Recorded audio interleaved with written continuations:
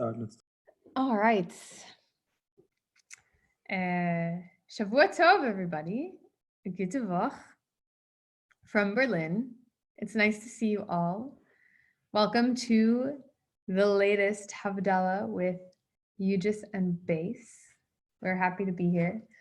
I have to say that it was a really special Shabbat here in Berlin, at least for us, because our synagogues were able to open again on a very specific plan with limited attendance and very strict hygiene policies, but still we were able to have a gathering in a synagogue that was really special. I mean, 2 months without that sort of gathering for prayer and coming together again felt really, really nice. And there was one moment that made me realize the power of what we were doing. So in our synagogue, Frank-Lufer Synagogue, here in Kreuzberg in Berlin, people wore masks the entire service. And I was there last night, and we came to the point of saying Shema in Mariv. And my tradition growing up was that I always use my right hand to cover my eyes when I say Shema, like that. And when I was covering my eyes, I was touching my mask with the bottom part of my hand. And I was really freaked out. I was like, wait a second, if I'm touching this part, does that mean I'm touching my nose? And then does that mean that I'm not doing the right thing with the mask? And like, there was this whole moment of wow, this is really different. Like, this is not a normal experience of prayer for me. I feel how different this moment is. But at the same time, there was something, and there was something disturbing about it because my whole concentration got thrown off. I opened my eyes at the end of the sentence and was trying to figure out what I was supposed to do and what was more hygienic and what wasn't. And that was a little bit of a loss, but overall, the experience of being able to say Shema with a mask on reminded me that marking these moments, even these small moments, when we can come out of our homes and take the rituals that we've had for however many thousands of years and do them together in the same space, even if it's a little different, is so special. So yes, overall, the situation here, we still have a public health threat, a severe public health threat, and it's still serious, and we still have to take a lot of precautions, but marking that tiny moment, even though it's not totally changed, was really huge. And today I was reading something very, very technical. In Judaism, we have these moments that are really heartfelt and that we really have, that's like a big experience, and it can be the tiniest moment or the biggest moment. And it's something that actually activates an emotional change, and we feel so connected and so alive. And sometimes in Judaism, we have these really technical things, like the thing I was reading today, which was about Lag BaOmer, which is coming up this Tuesday, Monday night and Tuesday. And I was reading that in our Code of Jewish Law, the Shulchan Aruch, there are two major writers who have authored this book. One is Rav Yosef Karo, and one is Rav Moshe Isserlis, also known as the Rama. And they had some arguments about Lag BaOmer. Lag BaOmer, as we know it, is the 33rd day of the Omer. And on the 33rd day, we know that there is some mini festival, some kind of celebration to have. And people go outside and they have bonfires and they have picnics and connect with nature again and generally celebrate. It's not super clear why, but one of the most commonly accepted reasons is that on the 33rd day, there was some relief from a plague. This plague was significantly affecting and killing thousands of students of a rabbi named Rabbi Akiva. And so on the 33rd day, we know there was some relief. Now, where is the technical detail in this. Rav Yosef Karo says that on day 33, the plague stopped. We celebrate this little festival because that was the last day of the plague. And that was it. And then for the next 15 days until Shavuot, plague-free. Rav Moshe Isserlis, the Ramah, says that it was a break. It was a break in a period of mourning. That overall, between Pesach and Shavuot, if you do some math and you take out the holidays and you take out Shabbat and you count the rest of the days, you have 33 total days on which we mourn. We have these mourning practices that are customary during the counting of the Omer to remember this plague. But those 33 days, you know, they're just the whole time. They're just happening the whole time. The plague never stopped. And so when we have Lag BaOmer, we're having a day that's symbolic. It's the 33rd day of this period of time. And the plague is still going on. It was still going on. People were still dying, but we took a break. It was a symbolic festival worth celebrating. Okay, so now we have this debate and it's honestly not that interesting, right? Like, okay, one rabbi says the plague totally stopped. The other rabbi said, no, it's a symbolic time and nothing was really changing.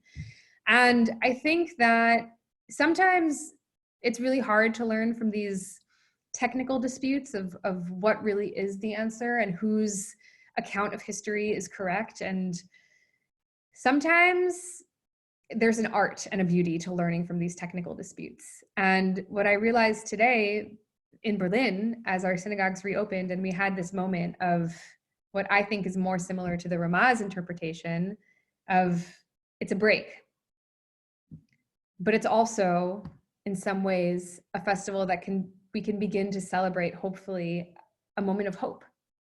That we can kind of do both in these moments and make the most out of this technical discussion and turn it into something heartfelt and emotional. That, yeah, the plague's not over. This public health crisis is not over. And from what we understand, it's not going to be over soon. But what we can do with this holiday that's coming up on Tuesday is we can use it as a moment to say, let me realize the small achievements that have already happened in my life since this started. Let me say Shema while wearing a mask and realize that that feels really weird and really unnatural, but that also is part of the process of healing from this. And even if it's not over, that process of healing can start now, and that process of recovery can start now. So I hope that for everyone, it's going to be a celebratory day. And I hope that we have many more opportunities to learn these, to take these moments of heartfelt celebration from these technical details and realize that they can push us into thinking about time and ritual in ways that can actually really make us think and hopefully activate some joy. So may you have a joyous Lag BaOmer.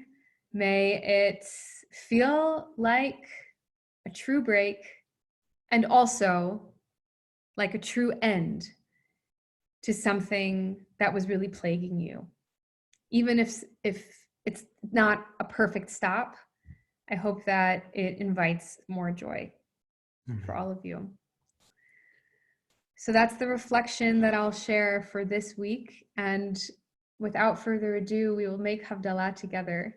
So wherever you are, I will invite you to gather your Havdalah supplies. Havdalah supplies include some wine, beer, juice, beverage of your choice to bless together, a Havdalah candle, or, as we were discussing with Sammy before, 2 candles or two fire sources that you can bring together and create one flame. And something that smells nice, a spice of some sort, anything from your spice cabinet will do. We have lavender. And yes, without further ado, everyone is invited to unmute so that we can sing along and jumpstart that feeling of accomplishment, like we're moving into a new time. Let's do it together now. Hine el Yeshuati, Eftach velo efchad, Ki azim v'zimrat Adonai, Vayehi li Yeshua, Ushaftem ayin besason, Imane Yeshua, Adonai Yeshua,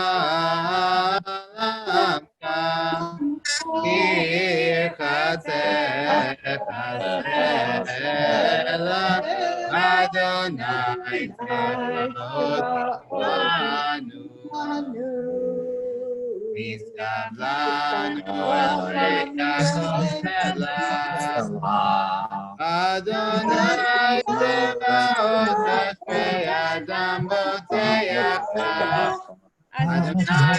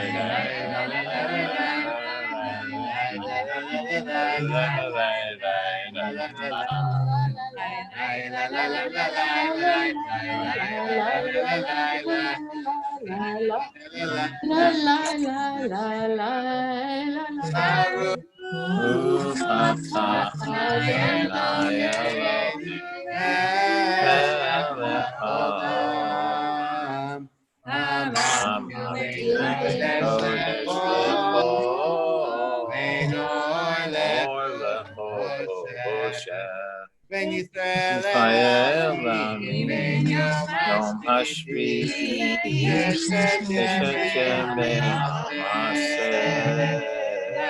Lumat Adam,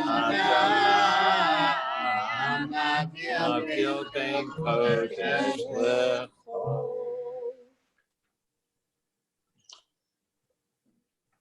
Shavua tov. Shavua Tov. Shavua tov. Wishing everybody wherever you are a good week, and may this week bring a cessation of the plague, whether it be spiritual, physical, or emotional, while still acknowledging the insanity of the world around us. Amen. Amen. Amen. Amen. Amen. Amen. Shavua tov. Man, Jeremy, nice work. See you next time. See you next week. Bye. Shavua tov. Shavua tov. Bye. Shavua tov. Bye.